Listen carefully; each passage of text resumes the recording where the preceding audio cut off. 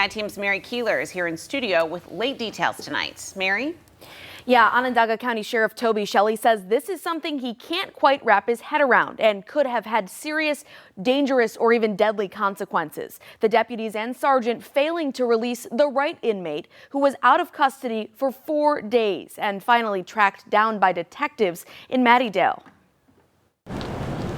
3 deputies and a sergeant working at the jail in downtown Syracuse now dealing with the consequences of releasing the wrong inmate on Friday, August 8th. A female inmate was supposed to be released that day, but another one facing a burglary charge was let out instead. These inmates don't look anything alike.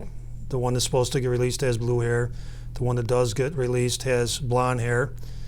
And throughout the whole process, the release process, this is never caught. The last step before they open the door control is check the identification of the inmate. So what happened? Then nobody checked the identification of the inmate, and that's why it's so hard to get my head around this thing. Charging documents obtained by the I-Team show deputies are charged with contributing to an, quote, erroneous release from the Onondaga County Justice Center.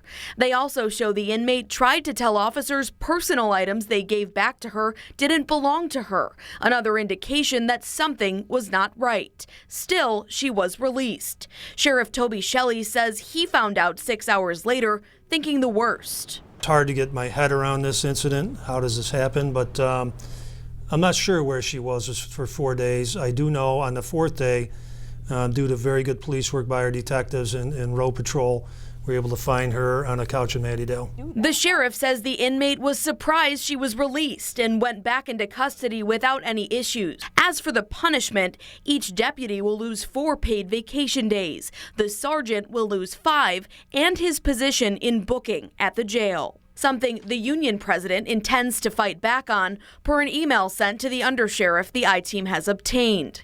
To Sheriff Shelley, this punishment is the right call. He could have taken up to 30 days of paid vacation away or worse. The sergeant, in our opinion, was the most responsible. He was the most culpable. He took on the most liability. And then it went down from there. But I also factored in the fact that these people were beating themselves up over this thing. They knew they made this mistake. So I didn't just want to lop off their head. I didn't see the point. So what's being done to address this right now? Sheriff Shelley telling me they're ordering fingerprint technology to incorporate to make sure the right inmate is identified before a release is made. He says checking the identity of an inmate before they're released is mentioned 4 times in their internal policy already. As for the union president representing these officers, I spoke with him briefly on the phone this afternoon. He is declining to comment at this time, guys. Mary, all I can think of is we all can relate to maybe being in the hospital. You get a little bracelet and they check it. And they have the bracelets. They have the bracelets, but they clearly are needing something beyond that. Yeah. The sheriff said, we've had this system for a while, so unclear. Hopefully that will be a better fix to do the fingerprinting because, as we mentioned in that piece, that inmate that was released by accident or instead of the other inadvertently, she said, "These aren't my belongings." Yeah. So in those documents it says, you Yeah. actually gave somebody else's, another incarcerated person's belongings to that inmate. Okay. Good thing nothing bad happened after this. Yeah. Yes. They certainly don't want this to happen again. Correct. Mary, thank you.